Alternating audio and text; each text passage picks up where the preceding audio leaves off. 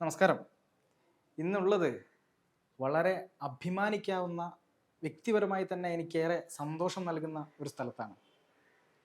മലയാളത്തിന് ഹരിമുരളീരവും രാത്തിങ്കൾ പൂത്താലിയും അതുപോലെ തന്നെ ഒരു രാത്രി കൂടെ വിടവാങ്ങവേ ഇത്തരം മനോഹരമായ ഗാനങ്ങൾ നമുക്ക് നൽകിയ മലയാളി ഇന്നും മനസ്സിൽ നെഞ്ചോട് ചേർത്ത് പിടിക്കുന്ന ഒരു വലിയ കലാകാരൻ്റെ വീട്ടിലാണ്.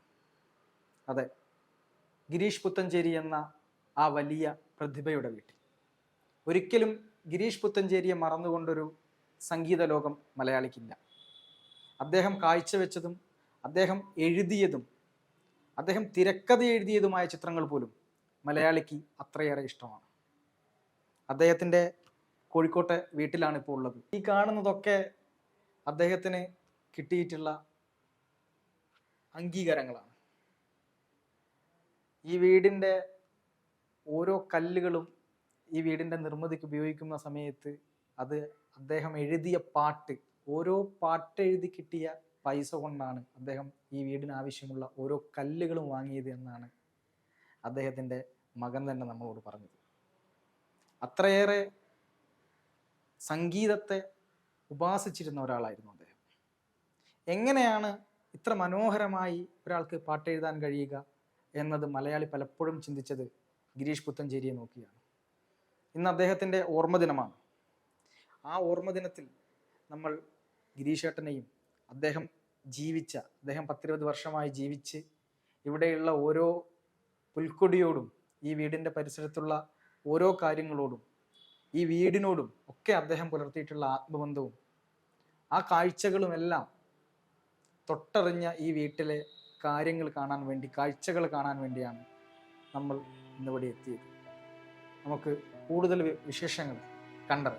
തുളസീദളം എന്ന ഈ വീട്ടിലായിരുന്നു അദ്ദേഹം അവസാന കാലം വരെ ജീവിച്ചത്. ആദ്യ കവിത ചെന്താരയുടെ മോചനം എന്ന മാഗസിനിൽ പ്രസിദ്ധീകരിച്ചു. പഠനകാലത്ത് Kozhikode Akashvani, HMV, Tharangini, Magna sounds എന്നീ റെക്കോർഡിംഗ് കമ്പനികൾക്ക് വേണ്ടി ലളിതഗാനങ്ങൾ എഴുതിക്കൊണ്ടാണ് ഈ രംഗത്തേക്കുള്ള ചുവടുവയ്പ്. 1989 UV രവീന്ദ്രനാഥ് സംവിധാനം ചെയ്ത എൻക്വയറി എന്ന ചിത്രത്തിലെ ഗാനങ്ങൾ എഴുതിയാണ് ചലച്ചിത്ര ഗാനരംഗത്തേക്കുള്ള അദ്ദേഹത്തിന്റെ കടന്നുവരവ്. 1992 രഞ്ജിത്തിന്റെ തിരക്കഥയിൽ ജയരാജ് സംവിധാനം ചെയ്ത ജോണി വാക്കർ എന്ന ചിത്രത്തിലെ ശാന്തമീ രാത്രിയിൽ എന്ന ഗാനം ഏറെ ജനശ്രദ്ധ ഏറ്റുവാങ്ങി. 344 ചിത്രങ്ങളിലായി 1600-ലേറെ ഗാനങ്ങളാണ് അദ്ദേഹം എഴുതിയത്. 7 തവണ സംസ്ഥാന സർക്കാരിന്റെ ഏറ്റവും മികച്ച ചലച്ചിത്ര ഗാന രചയിതാവിനുള്ള പുരസ്കാരം സ്വന്തമാക്കിയ കലാപ്രതിഭ.